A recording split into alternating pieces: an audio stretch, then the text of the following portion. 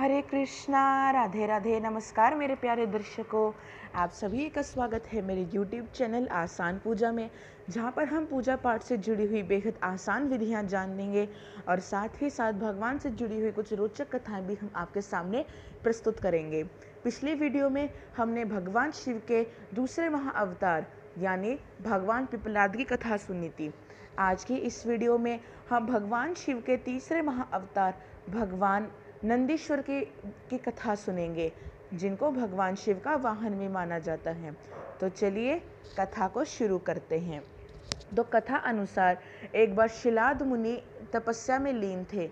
उसी समय उनके पितृ भगवान ने उन्हें दर्शन दिए और कहा कि हे शिलाद पुत्र, तुम ब्रह्मचारी हो, अतः कोई तुम्हारी संतान भी नहीं है।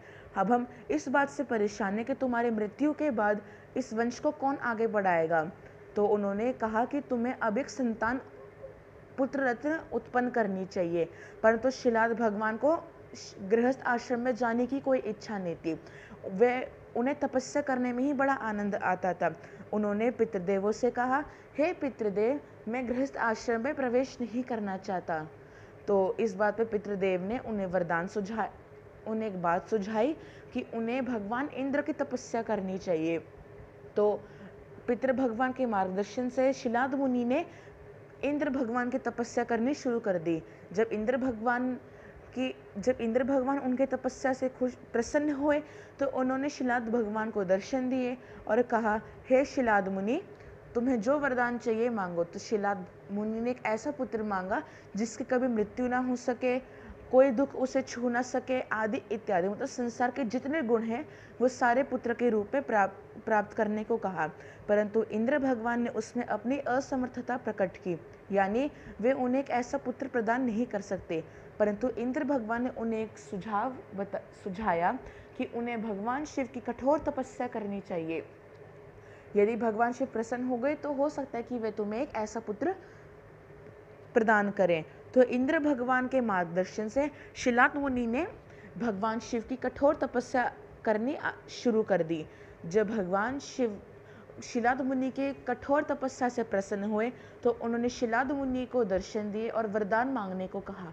तो शिलाद मुनि ने वैसा ही पुत्र मांगा, वैसे ही गुणों वाला जैसा उन्होंने इंद्र देवता के सामने रखा। तो भगवान शिव ने कहा कि ऐसा तो कोई मनुष्य हो नहीं सकता, हम त्रिदेवों में से ही कोई ऐसा गुण ही हो सकता है। अतः मैं आपको एक वचन देता हूँ कि आप मेरे पिता होंगे और मैं आपके घर में आपके पुत्र के रूप में जन्म लूँगा। तो उसके ठीक एक वर्ष बाद जब शिलाद मुनि खेत जोत रहे थे, तब उनके खेत से एक बहुत ही तेजस्वी पुत्र का प्राकट्य हुआ। उसको देख के शिलाद मुनि जी बेहद प्रसन्न हुए और उनका अकेले मतलब सिंगल पेरेंट रहते हुए उन्होंने उसका अच्छा सा पालन पोषण किया। जब नंदी 8 वर्ष के हुए तो भगवान शिव ने अपने 2 गण भेजे, जिनका नाम था मित्र और वरुण। वे दोनों गण शिलाद मुनि के आश्रम पहुँचे और उन्होंने शिलाद मुनि से अपने पुत्र की कुंडली मंगवाई। जब उन्होंने नंदी की कुंडली देखी तो उन्होंने नंदी को अल्पायु पुत्र कहा, यानी वे ज़्यादा समय तक जी नहीं सकते, उनके पास केवल 2 महाशेष थे। जब शिलाद मुनि ने यह बात सुनी तो उन्हें काफ़ी धक्का लगा और नंदी जी ने भी बात छुपके सुन ली। तो उन्होंने कहा, हे पिताजी, आपने मुझे भगवान शिव से प्राप्त करा है, अतः मैं भगवान शिव से लंबी आयु प्राप्त करूँगा।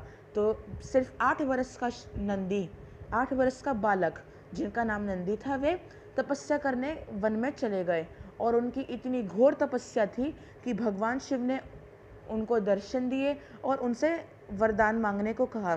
तो भगवान नंदी ने उनसे वरदान मांगा कि हे प्रभु, जैसे मेरे पिता पुत्र चाहते थे वैसा मैं गुणी हूँ, अर्थात आप मेरी आयु लंबी कर दीजिए और मैं आपके वाहन के रूप में चुना जाऊँ। तो भगवान शिव तो हैं ही भोले भंडारी, उनको तो बस 1 लोटा जल चढ़ाने से ही वे अत्यंत प्रसन्न हो जाते हैं। और एक 8 वर्ष के बालक ने तो इतनी घोर तपस्या करी थी, तो उनकी तपस्या से प्रसन्न होकर भगवान शिव ने उनका वरदान मान्य कर लिया। और आज भी भगवान नंदीश्वर को भगवान शिव का परम प्रिय सखा माना जाता है और भगवान नंदीश्वर बैल के रूप में भगवान शिव के सामने सदैव रहते हैं।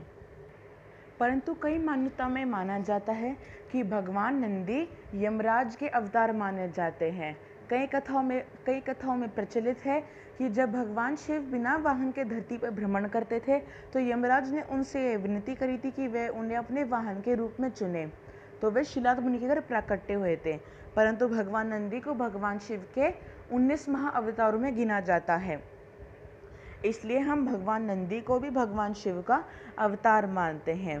तो ये थी भगवान नंदी से जुड़ी हुई एक रोचक कथा।